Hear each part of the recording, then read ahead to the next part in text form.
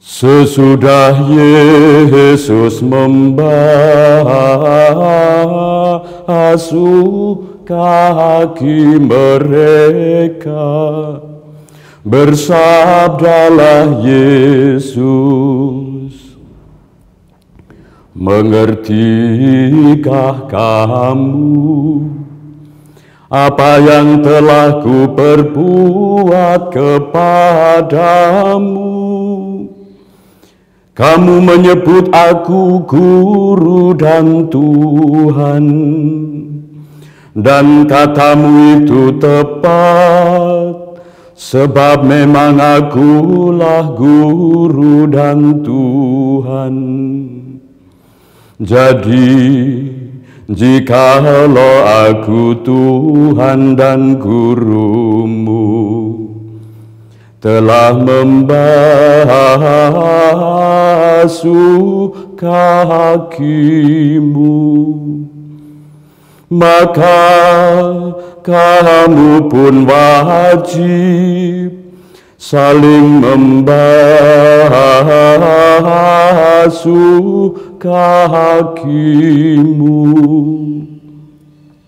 Sebab aku telah memberi teladan kepadamu, supaya kamu pun berbuat sama seperti yang telah perbuat kepadamu.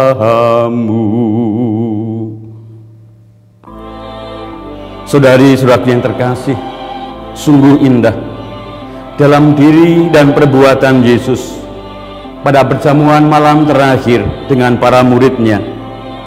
Kita bertemu dengan Tuhan yang bukan hanya mengajarkan kebenaran ilahi dengan kata-kata, namun juga dengan perbuatan, dengan memberi teladan. Secara eksplisit dia mengatakan, dia melakukan peristiwa pembasuhan kaki itu untuk memberi teladan kepada para muridnya. Dan hanya dalam diri Yesus kita mengenal Tuhan yang mengajar dengan teladan. Tidak seperti para utusan atau nabi-nabi yang hanya menyampaikan pesan dari surga. Dalam diri Yesus kita mengenali integritas ilahi. Kata dan perbuatannya satu dan sama. Tuhan yang bukan hanya menyampaikan pesan, namun juga menjadi teladan. Juga banyak pesan ilahi yang melalui para nabi kadang menjadi mudah disalah mengerti, disalahgunakan, bahkan karena tidak disampaikan dengan integritas ilahi.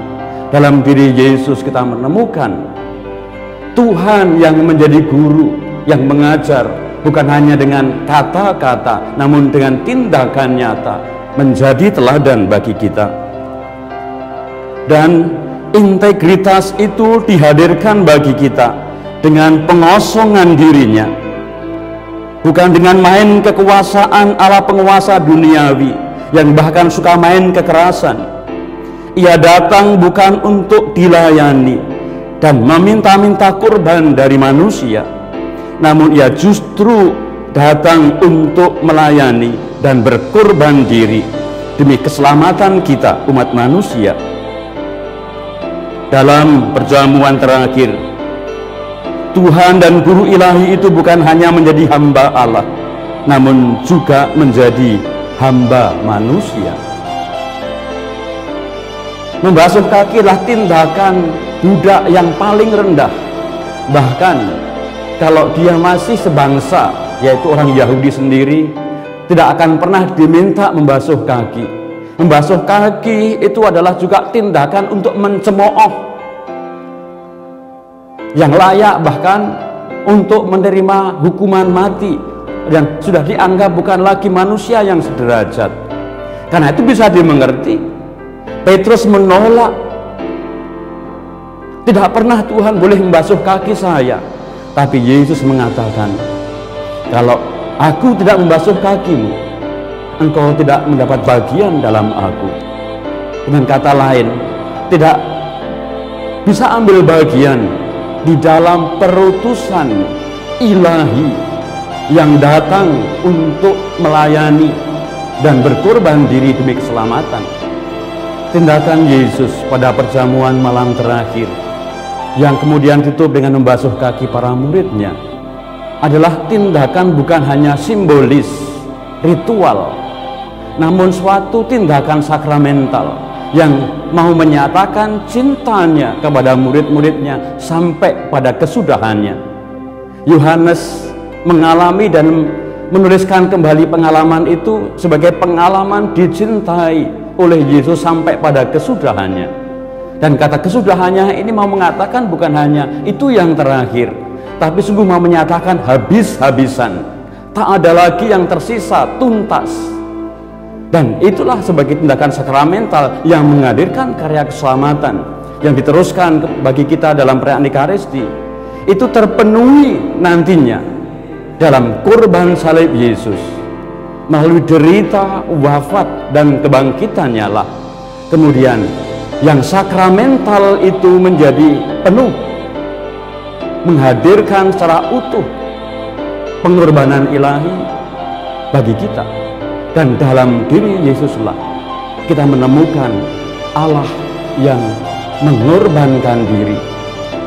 Saya harus mengatakan, dewasa ini gelar-gelar ilahi Allah Maha Kuasa, Maha Tinggi, Maha Besar, seakan-akan telah menjadi gelar-gelar ilahi yang klise, yang tidak lagi mampu mengubah hati manusia, tidak punya daya untuk mengubah mental manusia. Sama dengan ungkapan bahwa agama tak mungkin mengajarkan kekerasan.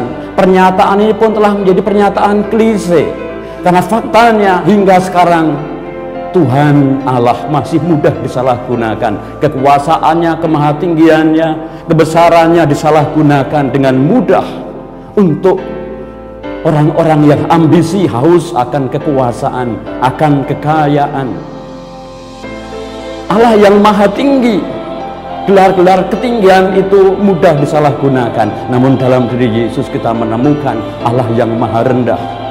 Dengan Allah yang maha rendah, dia menjadi maha segala-galanya.